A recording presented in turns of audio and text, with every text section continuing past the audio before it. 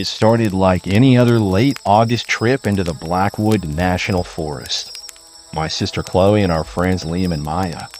We were experienced hikers, not thrill seekers, just looking for that perfect spot, miles from cell service, where the stars truly drowned out the artificial light of civilization. Our target was the Whispering Falls, a legend of a place where the wind supposedly carried ancient voices through the rock formations.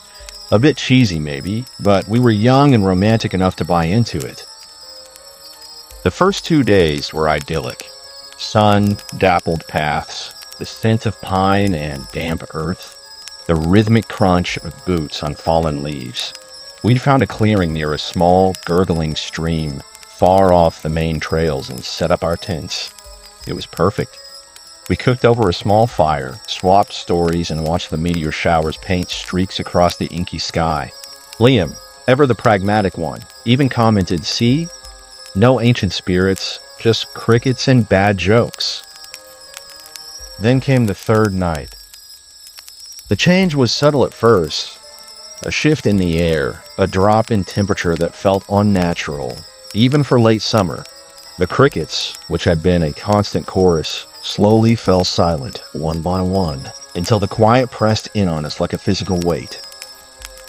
Even the wind, usually a gentle sigh through the canopy, seemed to hold its breath. Chloe was the first to notice something truly amiss. "Did you guys hear that?" she whispered, peering out of the tent flap into the moonless night. Like a dragging sound, and then a thump. We listened. Nothing. Liam, already half asleep, mumbled, "Just an animal, Chloe. Probably a deer." But then it came again. Scrappy thud. Not far, maybe 100 yards or so, deeper in the tree line. It sounded heavy, deliberate, and undeniably repetitive. Too rhythmic for a deer. Too slow for anything running. We unzipped our tents, huddling together around the dying embers of our fire. Maya clutched Liam's arm. "That's not normal," she breathed. "It sounds like someone dragging something huge." "Or something dragging itself," I muttered, trying to sound brave, but my voice wavered. Then the whispering started. Not the gentle soughing of the wind or the distant murmur of the falls we'd yet to reach. This was different. Close. It was a dry, rasping sound, like dead leaves skittering across stone, but carrying the distinct cadence of speech. Yet no words formed. Just sibilant, overlapping whispers rising and falling in an unnerving chorus. It was everywhere and nowhere, seeming to come from the very air around us. Liam, usually the brave one, swallowed hard. He pulled out his high-powered tactical flashlight, its beam a stark, cold spear against the overwhelming darkness. "I'm just going to check it out," he said, trying for casual, but his hand trembled. "No." Chloe grabbed his arm. Don't go out there." But Liam, ever the protector, shook her off gently. "We need to know what it is. It's probably just a branch, or a gust of wind playing tricks." He aimed the beam towards where the scraping had seemed loudest. The light cut through the oppressive blackness, illuminating a wall of ancient trees, their trunks thick and gnarled. For a moment, there was nothing.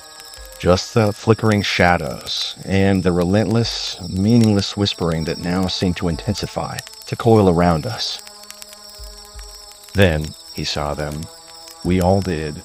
Low to the ground, reflecting Liam's powerful beam with an unholy, cold intensity, a pair of eyes. Not animal eyes. Too large, too steady, too knowing.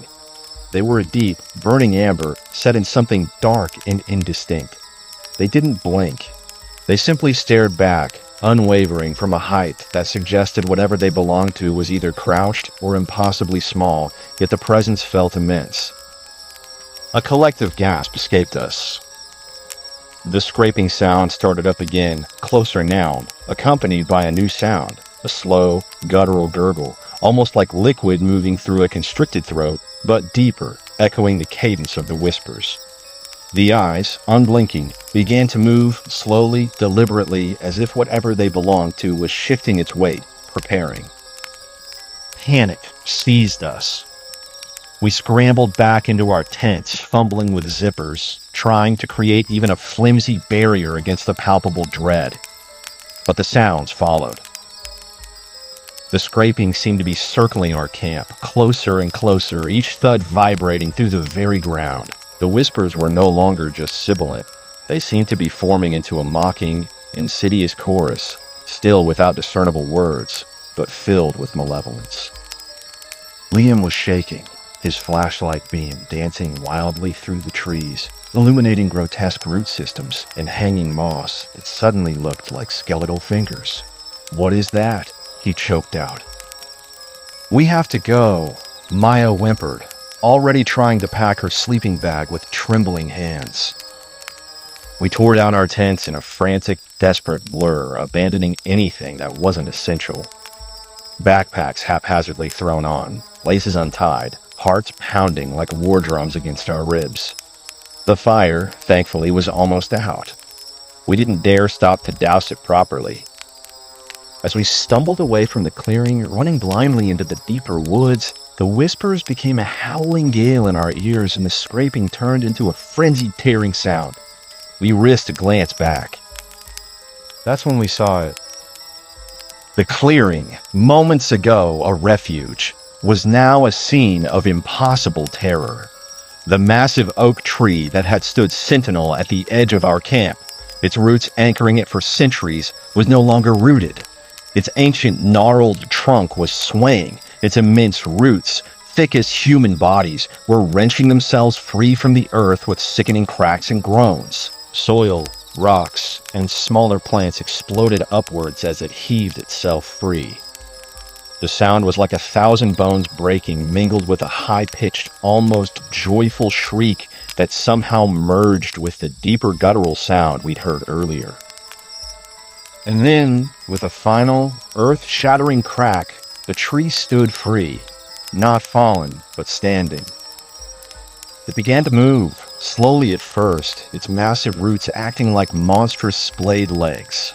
The canopy, dense with leaves, thrashed wildly like a frantic, enraged head. And from its rough, ancient bark, around where those amber eyes had been, came that guttural sound again, deeper now, clearer, unmistakably laughter. A dry, woody cackle that echoed through the terrified silence of the forest, filled with ancient malice and glee. The tree was walking. It was coming for us. We ran then. Truly ran, not just from something unseen, but from the impossible, from the very earth turned against us.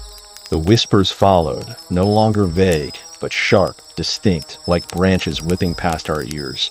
The thudding of roots on the ground vibrated through our feet. We didn't look back again, not until we burst out of the tree line and onto the main road hours later, battered, scratched, and utterly broken.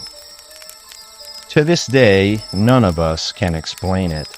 We told our story, of course, but it was met with polite skepticism or worried glances at our wild eyes. The park rangers found our abandoned campsite, noted the strange, churned earth, where a giant oak should have stood, but attributed it to a localized sinkhole or some geological anomaly. They never saw the laughter. They never felt the roots shake the ground. So, yeah. If you hear anything tonight, any scraping, any whispering, maybe, just maybe, don't look. And for God's sake, if you see a tree moving, just run.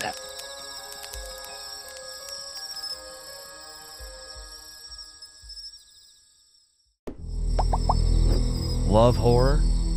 Subscribe for more terrifying videos.